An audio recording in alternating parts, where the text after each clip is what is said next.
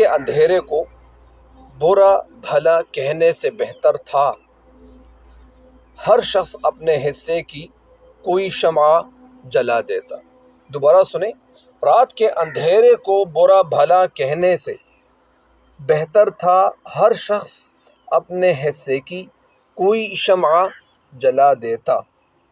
اس شعر کی تشریح میں شاعر احمد فراز کہنا یہ چاہتے ہیں کہ ہر شخص رات کی ظلمت کی شکایت تو ضرور کرتا ہے، ہر شخص شکایت کرتا ہے، اور شکایت دنیا میں کوئی بھی بندہ کر سکتا ہے، کوئی بھی بندہ کسی بھی چیز کے حوالے سے شکایت کر سکتا ہے۔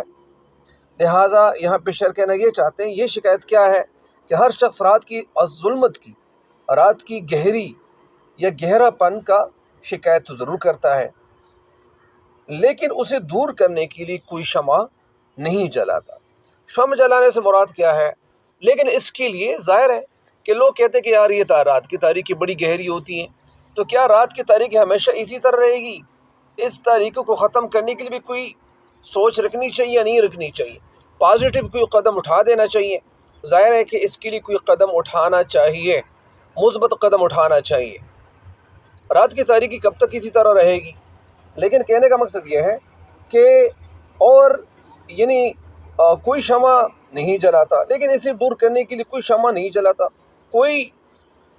جلاتا، یعنی اس تاریکی کو ختم کرنے کے لیے کوئی کچھ نہیں کر رہا، جبکہ بہتر یہ